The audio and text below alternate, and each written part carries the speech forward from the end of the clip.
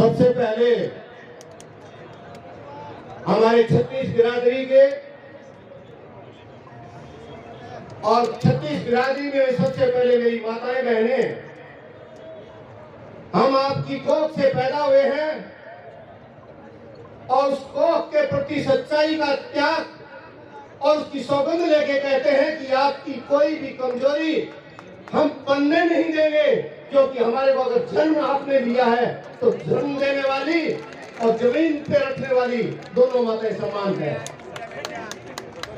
एक अदने से किसान का, एक मजदूर अनपढ़ माँ बाप की संतान हूं मैं। मुझे खुशी है कि मेरी माँ बाप ने अपने पेट के गांठ लगाकर मुझे उच्च शिक्षा दी, तो आज मैं 70 साल का होने वाला हूं। आपके बीच में ऐसा ही बोलता हूं जैसे 25 साल का जवान बोलता है, क्योंकि जब तक भावनाएं पूरी नहीं होती शरीर के बुढ़ापे का कोई मायना नहीं होता। इस कार्यक्रम में सबसे पहले धन्यवाद दूंगा मैं यहाँ की संघर्ष समिति के मुखियाओं को, जो किसी जाति बिरादरी की नहीं, सभी पीड़ाओं को भुगतने वाले लोगों की बात है। ये लोग मेरे पास गए तो मैंने एक ही बात कही कि कार्यक्रमों के लिए जो कुछ भी चाहिए आपके लिए, ये किसान का, मजदूर का बेटा छत्तीस बिरादरी के लिए आधी रात तैयार है। प्रोग्राम करो, मैं जानू मेरा काम जाने, लेकिन मुझे ज्यादा राजनीतिक पार्टियों से सरोकार नहीं है मेरा। मैंने कहा एक मुखिया मेरे मन में है और उनका नाम है चंद्रशेखर आजाद। अगर आप कहो तो मैं चंद्रशेखर आजाद को बुलाना चाहता हूं, क्योंकि जो आदमी पूरे भारत में पिछड़े तबके का न केवल प्रतिनिधि बल्कि प्रहरी होकर रात दिन आपको जगाने का और अपना समय देने का काम करता है, समाज तो तभी इकट्ठा होगा और किसान तभी इकट्ठा होगा जब हम 3600 बिरादरी इस मंच के ऊपर बैठ के साथ में लड़ेंगे। मैं धन्यवाद देना चाहता हूं भीम सेना को नहीं, भीम आर्मी को, क्योंकि मैं कट्टर आदमी हूं। ये भीम आर्मी है, ये आपके लिए इतनी ही कट्टर है जितनी हमें कट्टरता की आवश्यकता है। मैं युवाओं का, भीम आर्मी के बैठे पदाधिकारियों का दिल की गहराइयों से स्वागत करके उनको चौकन्ना करना चाहता हूं कि जब आप नारा लगा रहे थे कि जय भीम, तो मैं भी बहुत जोर जोर से कर रहा था। जब तक हम भीम का स्वागत नहीं करेंगे कुछ भी नहीं होगा। कानून भीम ही ने बनाया है। पिछली बार मुझे कुछ एक लोग कह रहे थे कि आप ओबीसी के हो और हमें SC ST पदोन्नति में आरक्षण लेता है और हम नहीं लेने देंगे। मैंने उनको कहा, अरे थोड़ी बहुत तो समझदारी रखो। भारत के संविधान को पढ़ा है क्या? भारत के संविधान के अनुच्छेद 340 में बाबा साहब अम्बेडकर ने अनुच्छेद 340 में सबसे पहले अन्य पिछड़ा वर्ग को माना था, उसी के अंदर SC ST है। अरे अपने भाई से, अपने उसी विचारधारा के, उसी आर्थिक स्थिति के, उसी सामाजिक शैक्षणिक स्थिति के कमजोर आदमी का अगर आप विरोध करोगे तो फिर आपकी लड़ाई तो पहले ही दिन फेल हो गई। इसलिए मंथन करो उस व्यक्तित्व का जिनको सड़क पे चलने नहीं दिया करते थे लोग और जिनको थूकने नहीं दिया करते थे।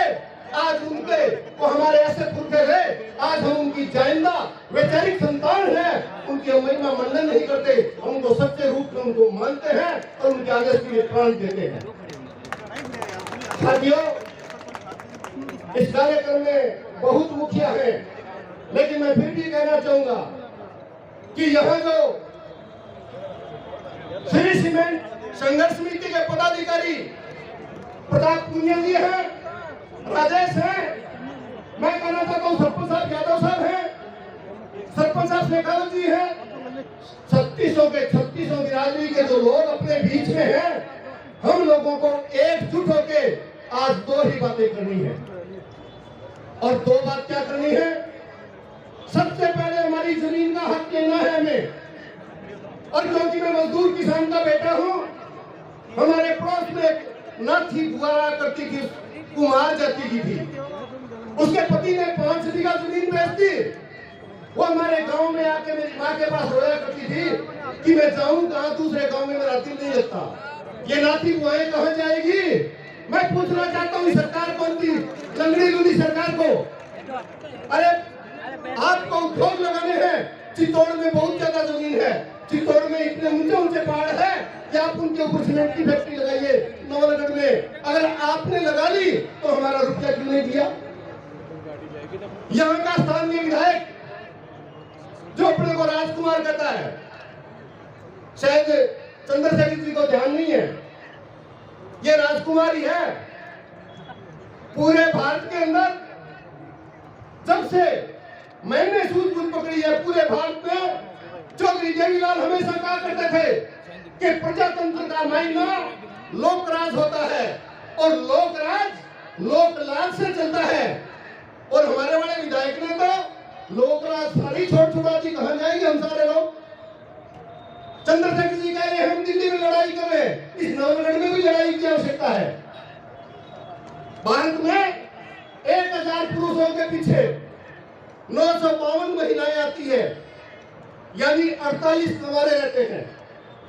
और हमारे राजकुमार ने 5 का कर रखे हैं, वहां तो 47-48 कंवारे रह जाएंगे। क्यों राजकुमारी है क्या राज साहब? मैं पूछना चाहता हूं, अखबार में 20 दिन पहले आया है, मैं उन अबलाओं के साथ हूं और आप साथ है कि नहीं बताए, हाथ खड़ा करके बताए कि असामाजिक आदमी आपको क्या न्याय दिलाएगा। अभी मेरे को रास्ते में रोका पुलिस वालों ने, मैं इस व्यवस्था का भाग रहा हूं। जो आप पुलिस के मेरे भाई खड़े हो, आपकी व्यवस्था के साथ हम सभी लोग हैं। हमारी बहन एसडीएम बैठी है यहाँ, वो पिछड़ा तबके का प्रतिनिधित्व करती है और मैं बड़ाई करना चाहता हूं कि हमारे मांगने से उन्होंने तुरंत हमें आज्ञा दे दी कि आप किसान सम्मेलन करो। यहाँ की पुलिस ने हमारा सहयोग किया, लेकिन पुलिस कितनी देर सहयोग करेगी जब यहाँ का जो शासक है उनको यह पता लगा कि 500 गाड़ियां जुलूस में है तो आगे डंपर लगा दिए। हमारे आगे तो सदा ही सड़कों पे डंपर लगे हैं और गांव में छोटे खड़े रहते हैं, हमें इनका कोई डर नहीं है। लेकिन हम कानून मानते हैं, हम कानून मानते हैं। हमने हमारे पुलिस के अधिकारी को बुलाया, मैंने चंद्रशेखर जी ने बात की, उन्होंने कहा साहब इधर से चले जाओ, क्योंकि हमें जिद नहीं करनी थी, लेकिन हमें पीड़ा है। भीम आर्मी ने अंदर जाने की कल आज्ञा मांगी, राजकुमार शर्मा ने कह के और हमारे अंदर घुसने की आज्ञा खारिज करवा दी। मजबूत हो जाइएगा, जो आज परमिशन खारिज करवाते हैं उन खुद को ही खारिज कर दो, इनके भ्रूण खत्म कर दो ताकि ऐसे बंदे पैदा ही नहीं हो।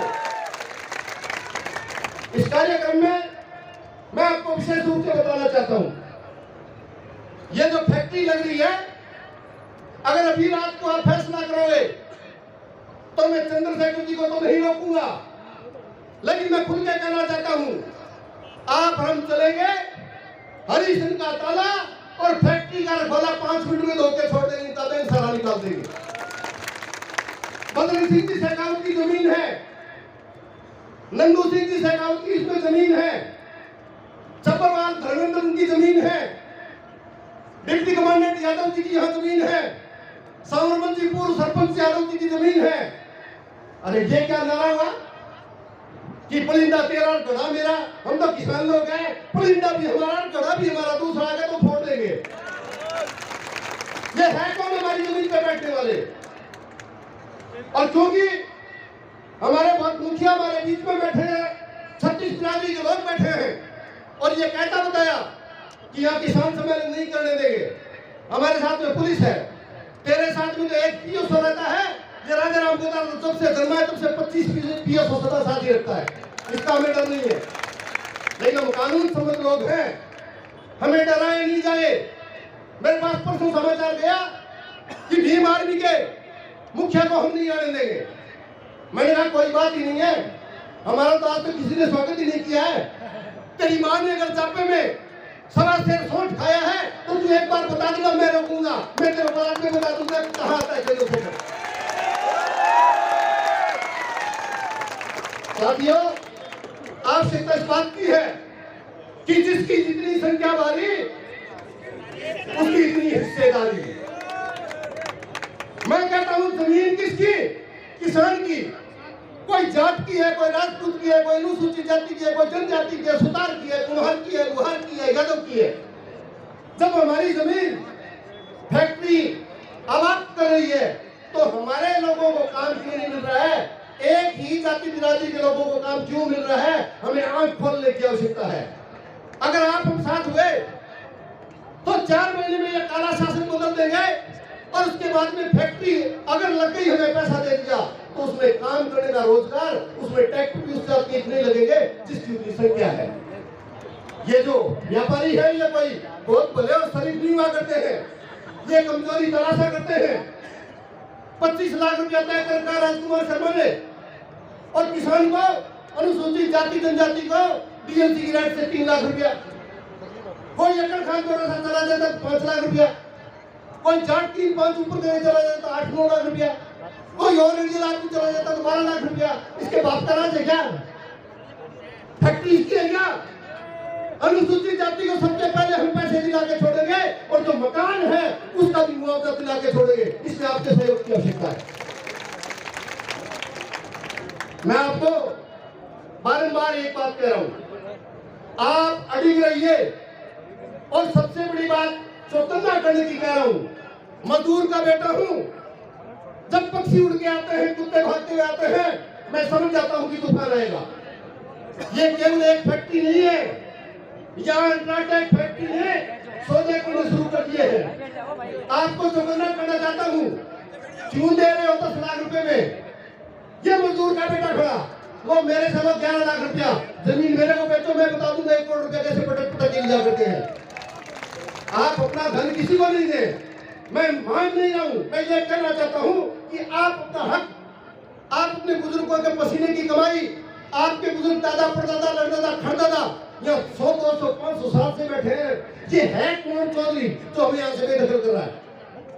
तो मैं आपको कहना चाहूंगा, आबादी की भूमि में संघर्ष समिति यहाँ बैठी है, अपना फैसला हमें सुनाए। हमारे कोई जरूरी नहीं है घर जाना। कुछ लोग कहते हैं कि घर आ गए क्या?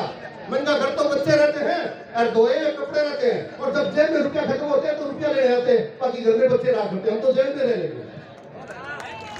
आपके लिए संघर्ष तैयार है, किसी विचारधारा में कमजोरी लाने की आवश्यकता नहीं है, तन मन धन से आपके साथ हैं।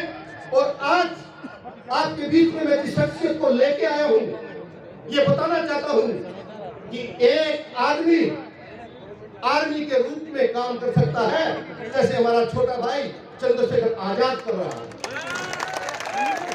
आप बनिए, आप चंद्रशेखर आजाद बनिए। मेरा कंधे इतने मजबूत है 20-17वें साल में कि अगर मेरे कंधे के ऊपर चंद्रशेखर बैठ जाए तो मैं लम्हे भर भी डामाडोल नहीं होगा, मैं वहीं तक ले जाऊंगा जहां तक आपके उद्देश्य पूरे होंगे। माता राम बैठी है सारी, आपसे बड़ा कोई नहीं।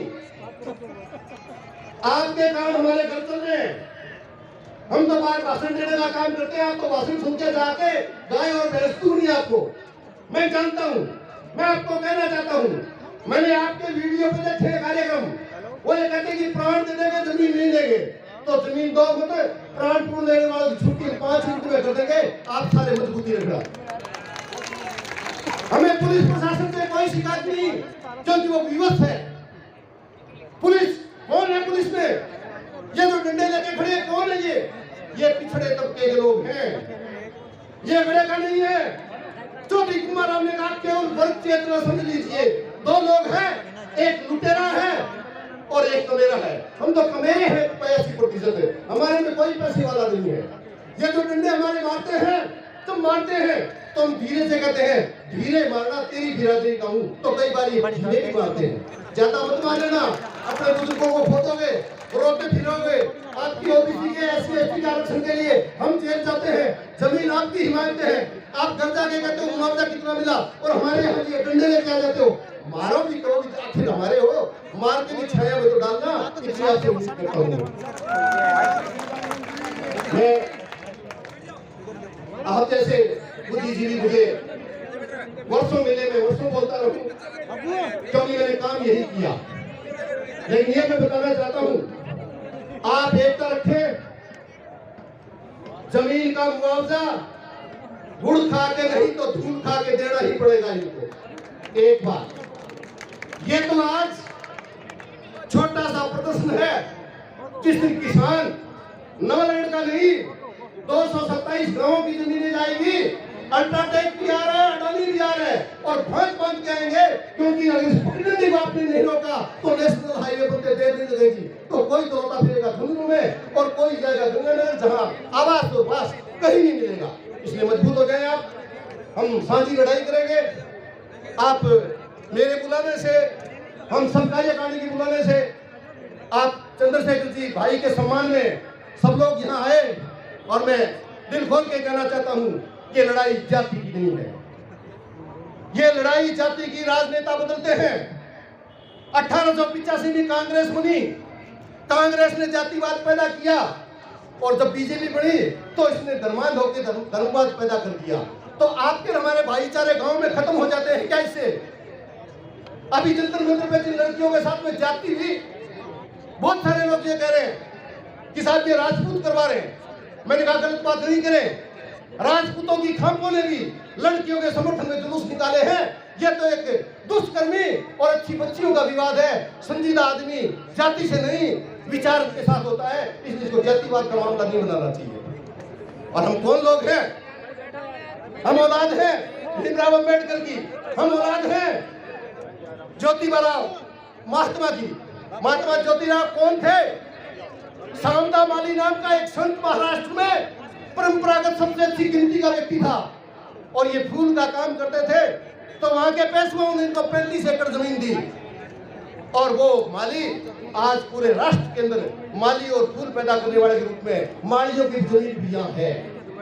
इसलिए मैं कहना चाहूंगा, कोई जाति की लड़ाई नहीं है, एक कौम की लड़ाई है, वो किसान की है। अगर हम जाति में नहीं बढ़ेंगे, अगर हम किसान के रूप में रहेंगे, हम पिछड़े के रूप में रहेंगे, आपको हमें कोई रोकने वाला नहीं है।